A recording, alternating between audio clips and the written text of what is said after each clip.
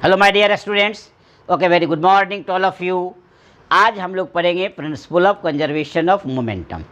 Momentum के conservation के सिद्धांत के बारे में आज हम लोग जानकारी लेंगे। सबसे पहले हम लोग डिफाइन करेंगे कंजर्वेशन वर्ड को। कंजर्वेशन ऑफ मोमेंटम है, यहाँ कंजर्वेशन वर्ड को हम लोग डिफाइन करेंगे। जैसे सपोज कीजिए कि आप अपने पॉकेट में 20 रुपीज़ का नोट लेकर घर से निकले, मार्केट में 2 घंटा बिताने के बाद पुनः घर वापस उसी 20 रुपीज़ के नोट लेकर वापस आ गए। तो जब 20 रुपीज़ नोट लेके घर वापस आ गए, इसका अर्थ क्या हुआ कि आपने कहीं मनी खर्च नहीं किया, न मनी का लॉस हुआ और न मनी का गेन हुआ। वह 20 रुपये लेकर निकले थे और 20 रुपीज़ लेकर वापस आ गए। इसको कहते हैं कंजर्वेशन ऑफ मनी। ये हुआ कंजर्वेशन ऑफ मनी। वही बात यहाँ है कंजर्वेशन ऑफ मोमेंटम।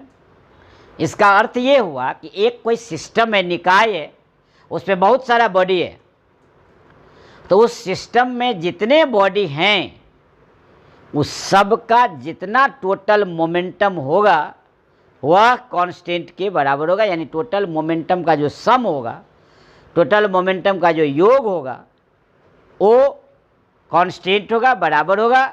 दूसरे शब्द में कह सकते हैं आप कि कोई 2 बॉडी है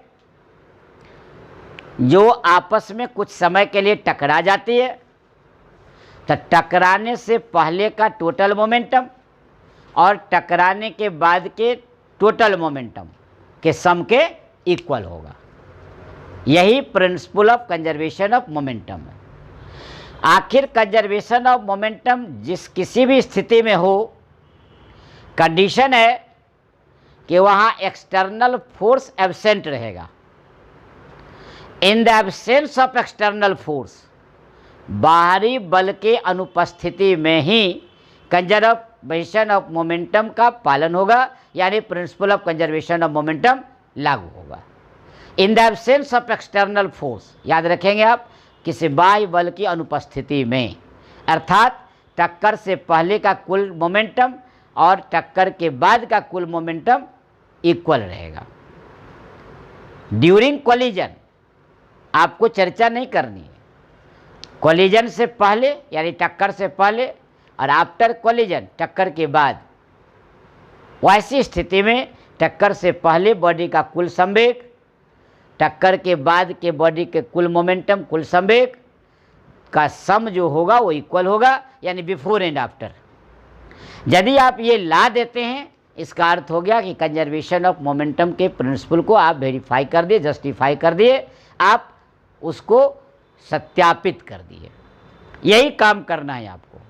जैसे एक एग्जाम्पल के तौर पर थोड़ा देर हम समझा देते हैं कि देखिए एक बॉडी ये है जिसको ए बोलते हैं आप, ये m1 मास का है, ये u1 से जा रहा।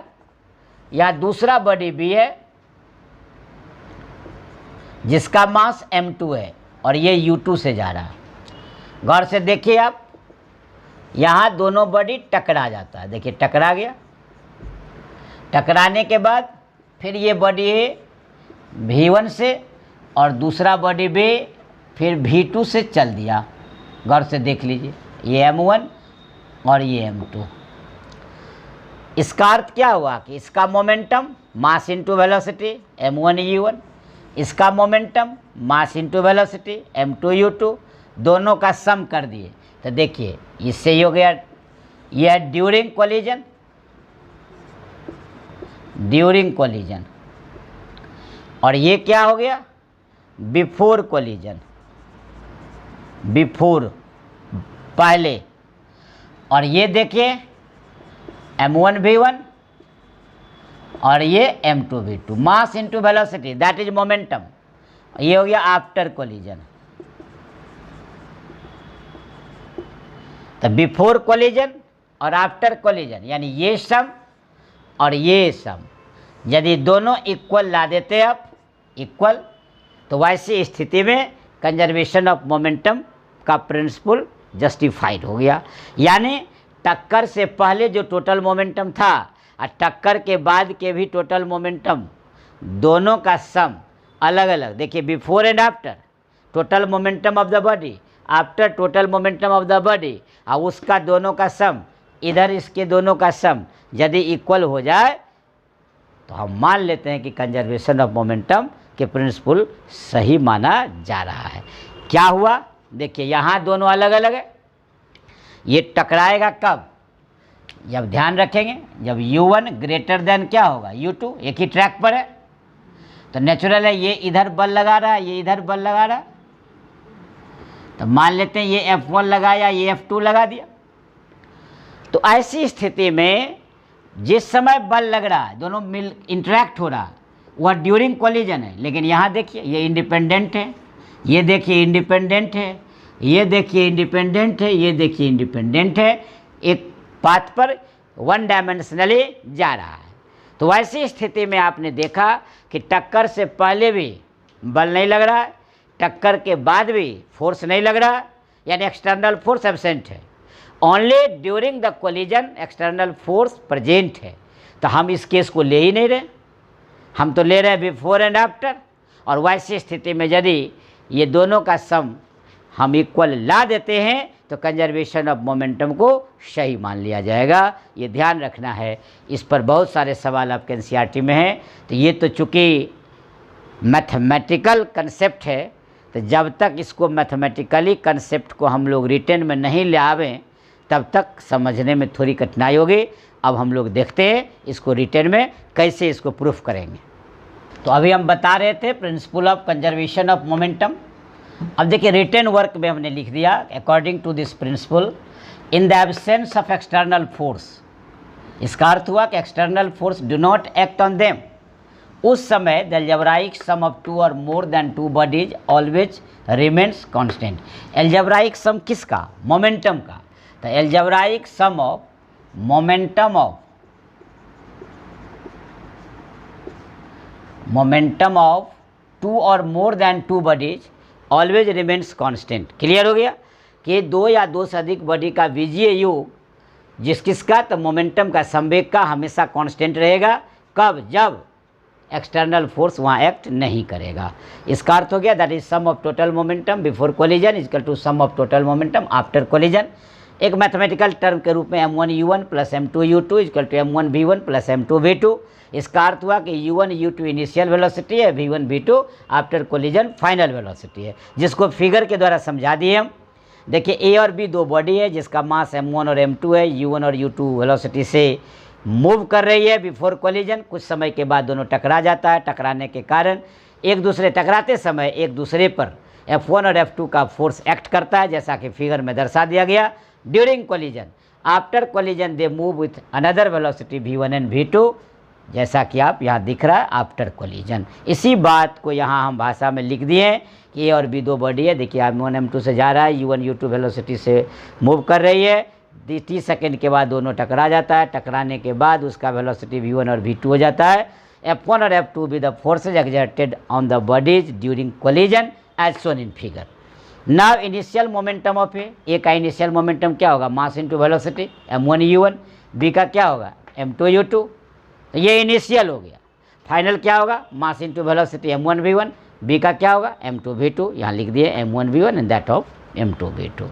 अब हम लोग क्या किए, न्यूटन का सेकेंड लॉ पढ़े हुए हम, rate of change in momentum that is force. Rate of change in momentum का मतलब फाइनल मोमेंटम से इनिशियल मोमेंटम को घटा देंगे और टाइम से डिवाइड कर देंगे तो निकल गया rate of change in momentum. पहले चेंज इन मोमेंटम क्या हुआ देख लिए आप कि फाइनल से इनिशियल को घटा लिए m1 बॉडी के लिए पहले और टाइम से डिवाइड कर दिए। F2 के लिए m2 v2 minus m2 u2 by t। देखिए ये F1 और F2 F1 हो सकता है, क्यों, यहाँ पर निर्भर करेगा। यदि इधर F1 लगाते इधर F2 लगाते तो F2 m1 के साथ आता, यदि इधर लग गया तो ये इसके साथ आ गया। तो उससे बहुत ज़्यादा फर्क नहीं है एक्सप्रेशन में, आप पर निर्भर करता है कि F1 किधर मानते हैं F2 किधर मानते हैं। F1 एक के साथ इसलिए माने कि ये शुरू वाला है तो सब 1 है, इधर F2 है तो सब 2 वाला है, इससे और कोई बात नहीं है। देखिए यहाँ लिखा गया according to Newton's third law of motion F1 बराबर माइनस F2। क्योंकि ये कहता है to every action there is an equal and opposite reaction. जितना फोर्स लगेगा दोनों इक्वल लगेगा, लेकिन नेचर में अपोजिट लगेगा। देखिए डायरेक्शन एक इधर लग रहा है तो एक इधर लग रहा है, तो अपोजिट इन डायरेक्शन कर दिए हम तो ये इक्वल हो गया। कोई भी हम क्या बोले थे, इधर भी F2 करेंगे इधर F1 करेंगे तो to every action there is an equal and opposite reaction, magnitude बराबर ही होगा, इसलिए F1 F2 के इक्वल ही होगा, लेकिन नेचर अपोजिट होगा। माइनस साइन यहाँ हम लगा दिए। अब देखिए ब्रैकेट को तोड़ दिए, टी से कैंसिल कर दिए, सिंप्लीफाई कर दिए। देखिए U1 U2 को एक साथ कर दिए, V1 V2 को एक साथ कर दिए। ये बिफोर कोलिजन, ये आफ्टर कोलिजन, ये नीचे लिख दिए। इसका ये अर्थ हुआ। इस तरह आपने देखा कि कंजर्वेशन ऑफ मोमेंटम जस्टिफाइड हो गया। This is called principal of conservation of momentum.